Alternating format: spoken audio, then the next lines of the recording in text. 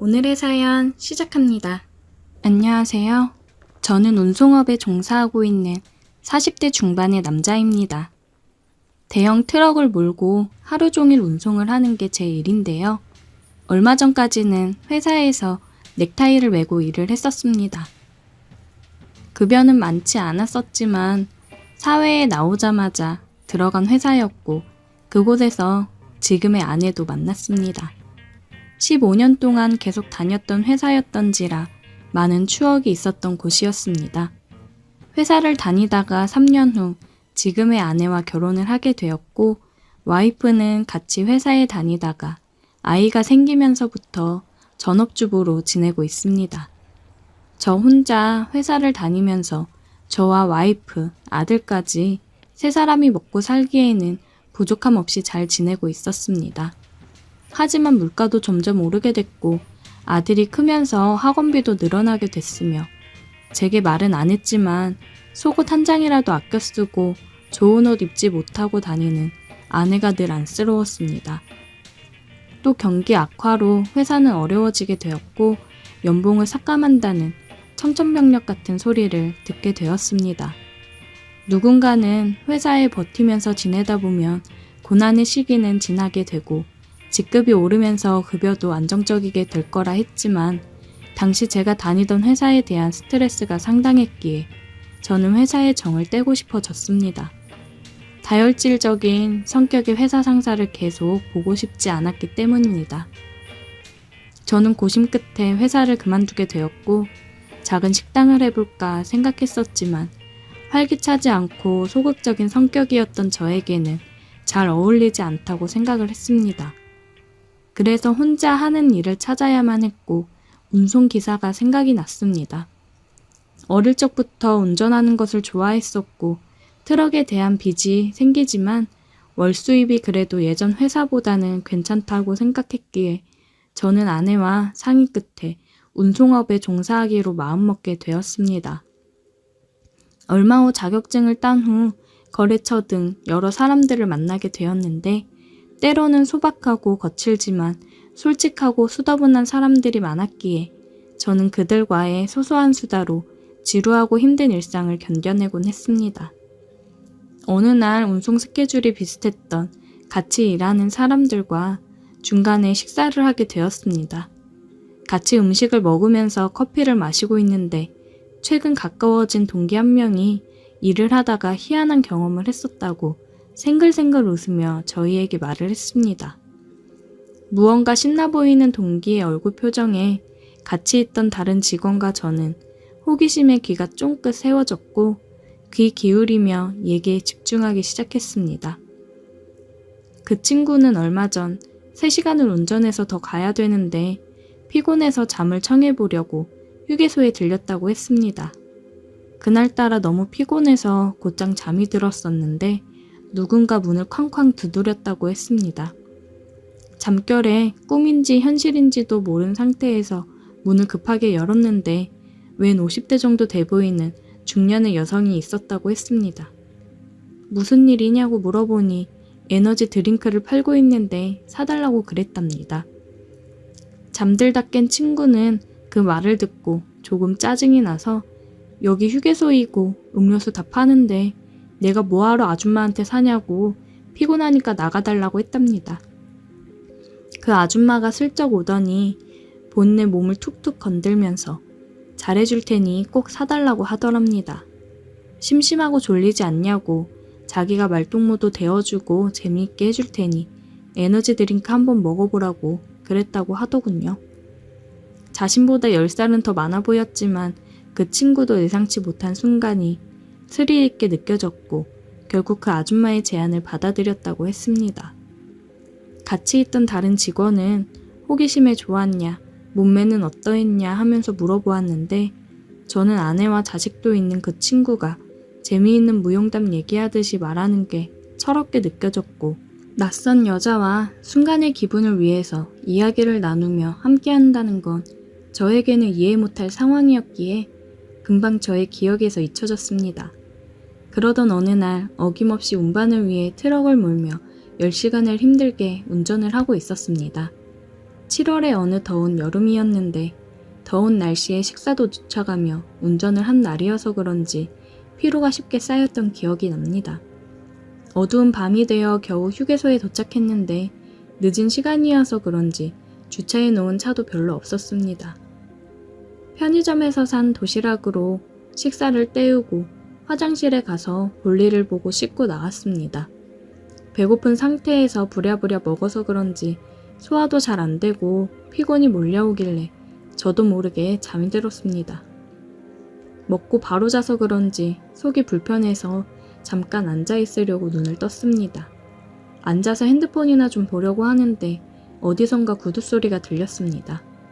여자 구두소리인데 그 늦은 밤 시간에 차도 별로 없었는데 인기척이 있길래 저도 모르게 사이드 미러를 보게 되었습니다.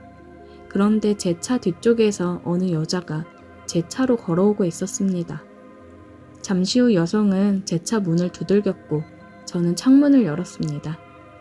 순간 제 눈앞에 그녀의 손안에 에너지 드링크가 보여서 저는 얼마 전 들었던 그 친구의 이야기가 떠올랐습니다. 저는 당황스러워서 아무 말 없이 쳐다보고 있었는데 그 여자가 저에게 할 말이 있는데 잠시 들어와도 되냐고 물었습니다. 그 여자는 친구가 만났던 아줌마의 이미지와는 다르게 저와 비슷해 보이는 40대 여성이었는데 단아하고 예뻤습니다. 부끄러운 듯 우물쭈물 말하는 것이 참으로 여성스럽게 느껴졌습니다. 예상처럼 그녀는 에너지 드링크를 팔러 왔다며 하나 사달라고 하더라고요. 피로 회복하는데 자기가 말동무도 하면서 도움을 주겠다고요. 그렇게 말하는 그녀의 얼굴에 그늘이 가득 보였길래 저도 모르게 그녀의 사연이 듣고 싶어졌습니다. 그래서 그녀에게 혹시 가족이 있느냐, 이렇게 일하다가 혹시라도 나쁜 사람이 잡아가면 어떻게 하느냐, 이런 일 말고 다른 일은 할 수 없느냐며 걱정돼서 그녀에게 말을 건넸습니다. 그녀는 얼마 전 이혼을 하게 되었고 가정주부로만 있었어서 회사에 취직하기가 힘들었으며 어렵사리 취직을 하게 돼도 몸이 약해서 오랜 시간 동안 일하기 힘들다고 말했습니다. 저는 그녀가 참으로 안쓰럽고 도와주고 싶은 마음이 생겼습니다. 하지만 먹고 살기에도 벅찼던 제가 그녀에게 해줄 수 있는 건 없었기에 힘내라고만 말하고 돌려보내려고 했습니다.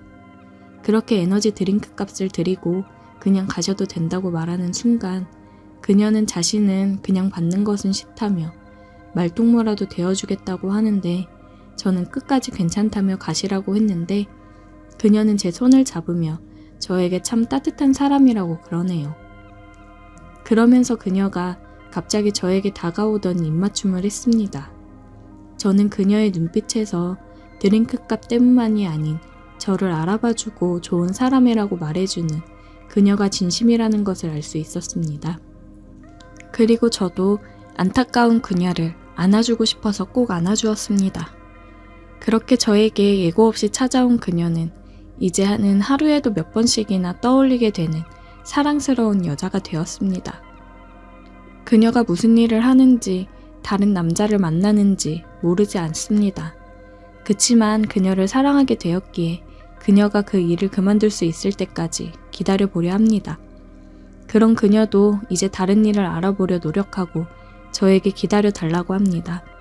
오늘도 저는 일하는 시간 중에 짬을 내서 그녀가 있는 휴게소로 발걸음을 옮기게 되었습니다. 사랑에 대해 확고했던 저의 마음을 바꿔준 그녀가 신기하게 느껴지네요. 제 아내에게는 정말 미안하지만 그녀와 함께하는 시간이 너무나도 행복하고 기다려지게 됩니다. 안쓰러운 그녀의 얼굴이 저로 인해서 웃음 띤 얼굴로 변하는 것을 보면 전 너무 뿌듯하고 더욱 그녀를 행복하게 만들어주고 싶습니다. 애교 있고 매혹적인 그녀에게 정말인지 훅 빠져버렸습니다. 오늘의 사연 여기까지입니다. 오늘도 들어주셔서 감사해요. 구독, 좋아요, 알림 설정 부탁드려요. 오늘의 사연 시작합니다. 안녕하세요. 오늘은 제가 예전에 다니던 직장에서 있었던 아름다운 기억을 꺼내서 이야기를 해볼까 합니다. 저와 그녀의 첫 만남이 이루어진 것은 아주 자연스러운 기회였어요. 그녀와 나는 같은 회사의 직원이었습니다. 나는 그때도 지금도 유부남이었기 때문에 가정이 있었고 아무 여직원들에게나 추파를 던지고 다니는 싸구려 꼰대가 아니었습니다. 아내와의 결혼 생활은 무척이나 만족스러웠고 그 전까진 제가 다른 생각을 할 이유가 없었어요. 그러다 새롭게 발령받은 근무지에서 미스 최를 만나게 되었고 그때부터 제 인생은 알 수 없는 방향으로 흘러가기 시작했습니다. 그 시절 본사에서 근무하다 정치 싸움에 휘말려 자천되다시피 한 저는 평소 같으면 절대 와볼 일 없는 엉뚱한 근무지로 발령이 나버렸고 회사에서 크게 주목하지 않는 곳이라 모든 게 부족했습니다. 인력도 부족해서 한 번에 여러 가지의 일을 수행해야 했으며 물자도 모자라고 회사 내의 지원과 관심도 없었어요. 그런 곳이지만 그곳의 부장만큼은 아주 열정적인 분이라 남직원뿐만 아니라 모든 여직원들까지 야근의 잔업을 매일같이 강요받고 있었습니다. 그런 이유로 저와 미스 최는 퇴근길에 지하철에서 자주 만났었고 저는 사내 직장 동료들과 필요 이상의 친분을 쌓는 것을 원하지 않았기 때문에 지하철에서 마주치더라도 가벼운 눈인사만 하는 사이였어요. 그날도 나는 늦게 퇴근하면서 지하철 빈자리에 앉아 핸드폰을 보고 있었고 마침 다른 곳에 자리가 없고 딱 제 옆 한 자리만 남았었기 때문에 미스 최가 제 옆자리에 앉게 되었습니다.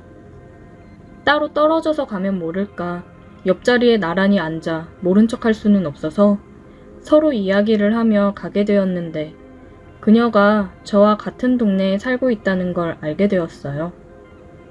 같은 지하철역에서 내려 서로 다른 출구로 나가기 위해 움직이고 있었는데 갑자기 그녀가 내게로 다가오면서 매우 어려운 표정으로 무언가를 말하기 위해 머뭇머뭇 거리는 것이 보였어요.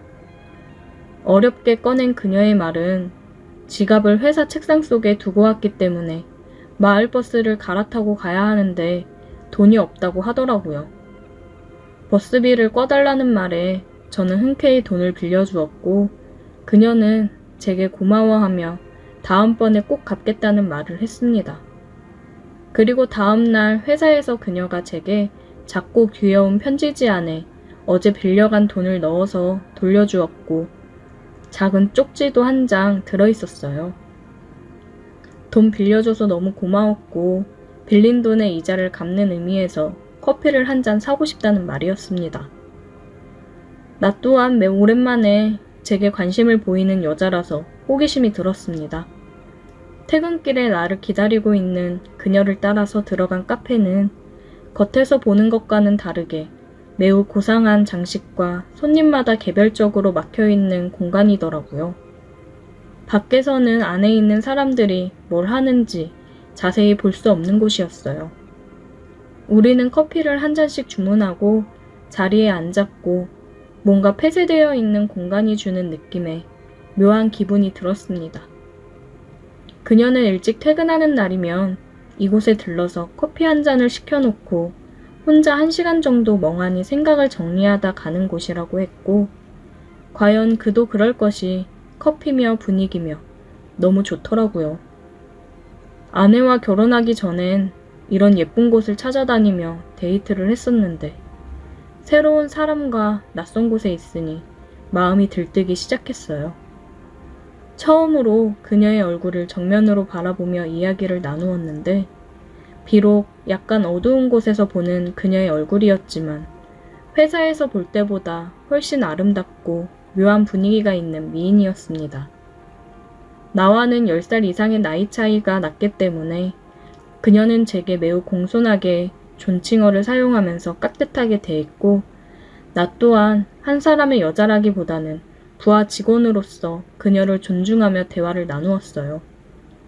그날은 정말 모처럼 즐겁게 커피를 마시며 대화를 나누었고 1시간 정도의 데이트 아닌 데이트를 마치고 둘이 함께 지하철을 타고 퇴근을 했습니다. 이러한 만남이 여기서 끝난 것이 아니라 이것이 우리 둘의 관계를 시작하는 계기가 될 것이라고는 서로 생각도 하지 못했습니다. 이때 이후로 야근 없이 일찍 퇴근하는 날에는 종종 미세 채와 만나 카페에 들러서 커피를 마시는 날이 많아졌고, 그녀 또한 나와의 대화를 통해 자기 또래들보다 성숙하고 안락한 분위기가 좋다는 말로 내게 관심을 표현하고 좋은 관계를 유지하게 되었어요.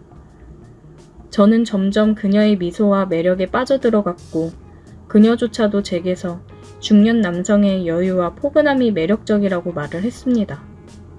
이러한 만남이 시간이 지나 점점 발전하면서 우리는 결국 카페가 아닌 다른 곳에서의 만남도 이어나갔고, 회사 사람들의 눈이 닿지 않는 먼 곳으로 가서 종종 데이트도 즐기곤 했습니다.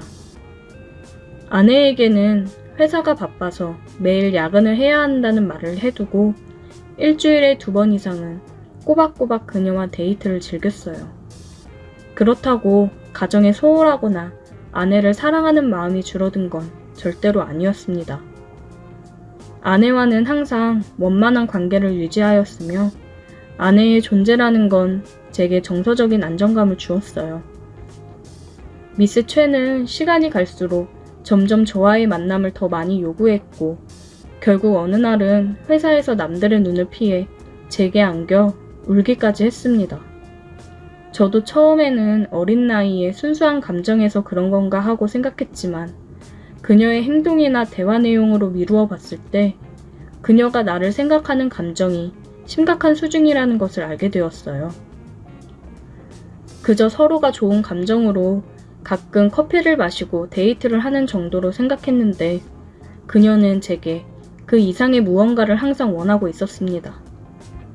하지만 저는 가정을 포기할 생각은 전혀 없었기 때문에 미스 최가 원하는 것을 절대로 들어줄 수 없었어요. 그녀를 타이르고 정신 차리라고 아무리 이야기해봤자 소용이 없었고, 이대로 가다가는 우리 관계의 끝은 파멸뿐이었습니다. 점점 그녀가 무서워지기 시작했고, 저는 회사의 다른 부서로 보내달라고 매일같이 요구하기 시작했어요.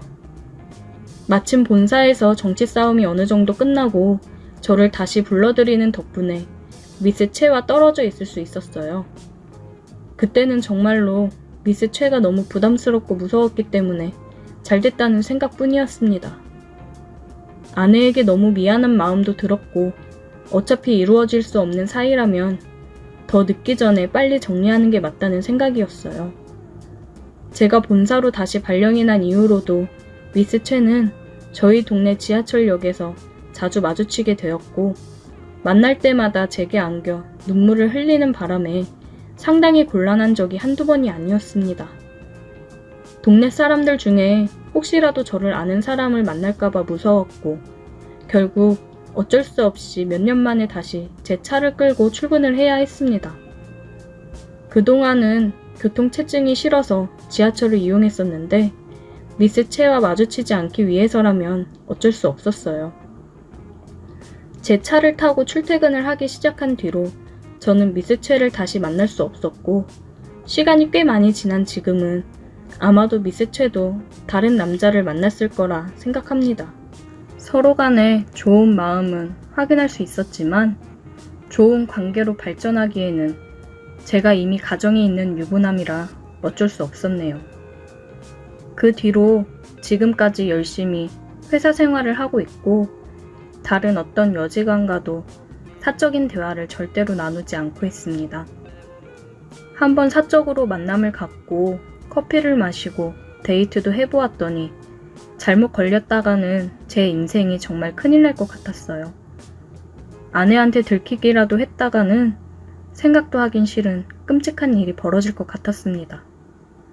지루한 일상에 마음 맞는 여자랑 대화도 하고 데이트를 하면서 꿈 같았던 시간이었는데, 이제 꿈에서 깨어나야 할 것 같네요. 가정에나 충실해야겠습니다. 오늘의 사연 여기까지입니다. 오늘도 들어주셔서 감사해요. 구독, 좋아요, 알림 설정 부탁드려요. 안녕하세요. 오늘도 썰모아를 찾아주셔서 감사합니다. 구독과 좋아요, 알림 설정 부탁드려요. 오늘의 사연 읽어드릴게요. 3년 전인가 연애도 못하고 적적한 나날이 계속되고 있을 때 나는 뭘 할까 매일 같이 고민했다. 이런저런 게임도 많이 해보고 했지만 너무 지루했다. 나는 여러 취미생활, 동호회를 찾아가 봤다. 배드민턴 동호회, 볼링 동호회 등등 가봤지만 고추밭이었다. 꽃은 하나인데 벌레들만 득실득실한 꼴이었다. 배드민턴 동호회를 2주 동안 가보고 그만두고 볼링 동호회 가면 여자들이 많다고 해서 가봤는데 거기도 똑같았다. 회사 집 반복되는 일상이 지겹고 무료했다. 그러던 중 친구 한 놈이 야 우리 등산 가자 라고 했고 마음이라도 털고 올 겸 친구와 등산을 갔다. 마음도 적적했는데 산을 오르니 잡생각도 없어지고 몸이 힘드니 아무 생각도 들지 않았다. 등산 중 여러 사람들을 봤는데 생각보다 많은 사람들이 등산을 즐기는 것처럼 보였고 나이 또한 젊은 층 나이 드신 분 등등 많은 사람들이 등산을 하고 있는 게 보였다. 여러모로 생각보다 즐겁다는 걸 몸소 느꼈다.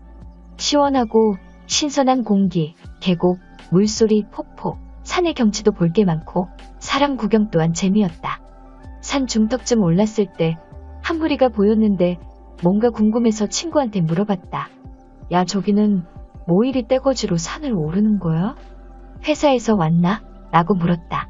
그러니 친구가 하는 말이 그런 경우도 있는데 요즘은 산악회가 유행이야 라고 했다. 나는 그래 라고 말했고 친구는 또 말하기를 요즘 산악회가 핫해라고 입꼬리를 올리며 얘기했다. 뭔 소린지 이해가 안 가서 다시 물었고 야 그게 뭔 말인데? 되물었다. 친구가 하는 말이 산악회에서 연인도 많이 생기고 불륜도 많다고 했다. 친구가 한술 더 떠 우리 산악회 들지 않을래라는 제안을 했고 뭐? 말도 안 되는 소리라고 있냐? 한 해에 산을 몇 번이나 탄다고? 라고 말을 했지만 마음속으로는 괜찮겠다 싶었다. 그런데 나는 산을 그렇게 좋아하지는 않았지만 갈등과 고민이 생겼다. 군에서 산을 많이 타다 보니 그 좋았던 산들도 그리 좋은 감정이 없어진 것이었다. 그런데 산악회는 여자분들이 많다니 고민 또 고민하게 되었다. 왜냐면 직접 산을 오르면서 봤기 때문이다. 며칠 고민하고 친구한테 우리 산악회 가입하자고 했고 모동호회에 가입하게 되었다. 산악회에 들어 첫 산을 오르게 되었다. 그런데 산을 오르는 사람도 있고 중간에 쉬면서 몇 사람끼리 얘기만 하는 사람, 처음부터 오르지 않고 막걸리 먹는 사람, 산 정상까지 오르는 사람 등등 여러 가지였다. 산악회가 사람들 만나게 해주는 좋은 모임이라 생각하고 있었지만 처음부터 좀 이상한 느낌이 들었고 처음이라 우리는 조용히 산 정상까지 오르기로 했다. 우리는 얼음물과 오이 등을 준비해서 올랐고 사람 구경, 산 구경, 새소리를 들으며 산을 올랐다. 그런데 어떤 사람들은 다리를 한쪽을 걷어 올리고 등산하는 사람도 있고 이어폰을 끼고 오르는 사람 등등 여러 가지였다. 이어폰은 노래 들으면서 가나보다 했고 바지를 걷고 오르는 것은 더워서 그런가 보다 라고 했다. 그런데 친구가 하는 말이 야 너 저거 궁금해서 그러냐? 라고 물었고 나는 그렇다고 했다. 친구가 하는 말이 다리를 한쪽만 걷고 오르는 건 짝을 찾고 있다는 신호고 이어폰을 끼고 산을 오르는 사람은 사람들을 만날 생각은 없고 조용히 등산을 하고 싶다는 신호라고 했다. 조용히 등산만 즐기고 싶다는 거라고. 우리 동호회 사람들은 젊은 층 나이 많은 사람 여러모로 다 섞여 있었다. 그런데 우리가 처음 간 날에는 사람들이 별로 없었고 그냥 그야말로 등산만 했다. 우리 또래가 있기를 바라고 갔는데 첫날부터 그러니 재미가 조금 떨어지고 흥이 없었다. 역시나 기대하면 실망감도 크다는 건지. 그래도 한 번 더 가보기로 했다. 친구는 두 번째 가는 날 일이 있어 같이 가지 못했고 나 혼자 가게 되었다. 근데 기다리던 그날이 왔다. 30 중반쯤 돼 보이는 여자분이었는데 한눈에 봐도 아 예쁘다, 너무 예쁘다.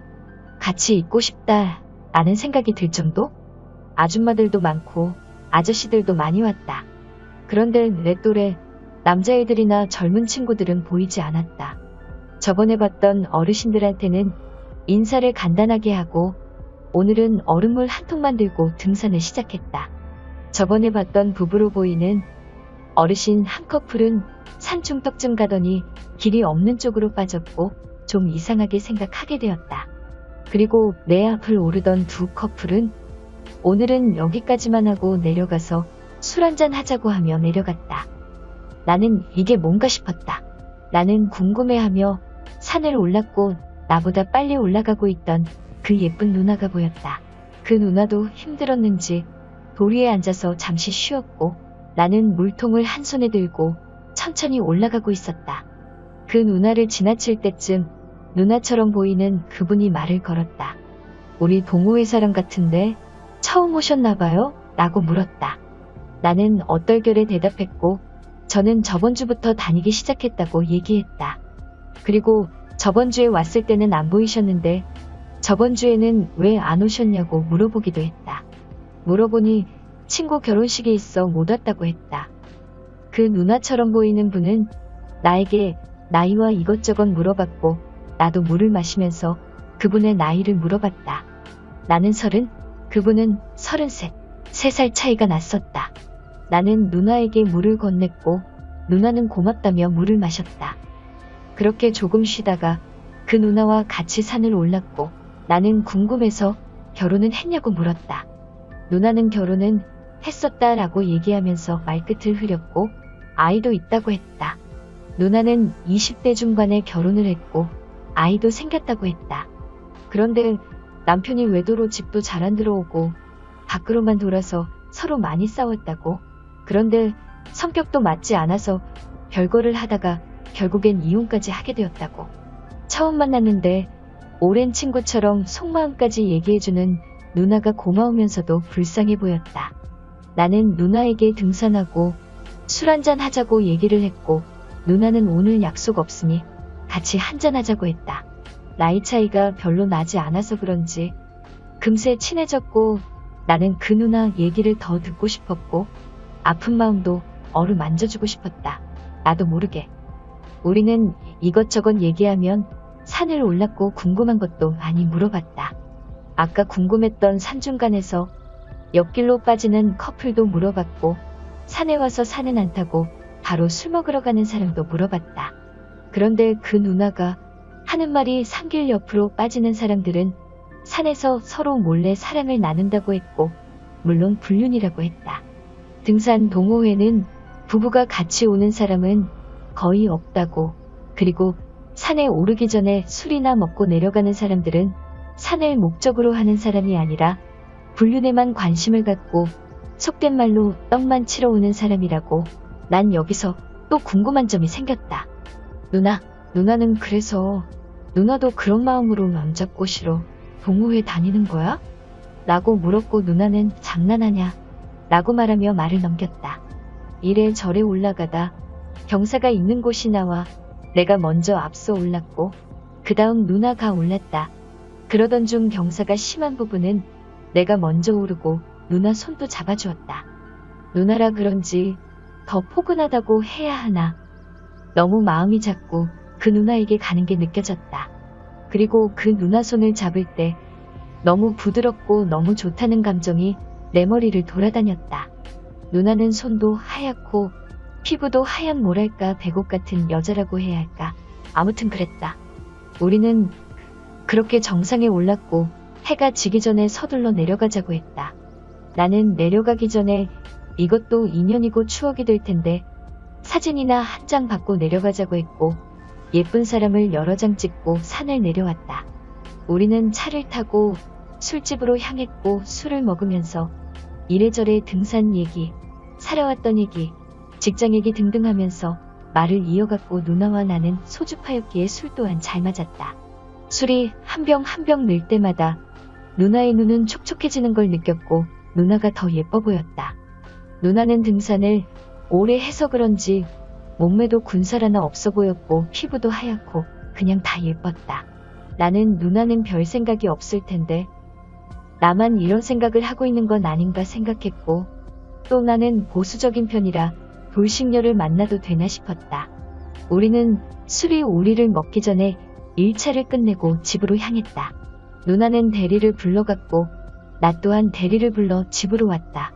뭔가 아쉽지만 집으로 돌아섰다.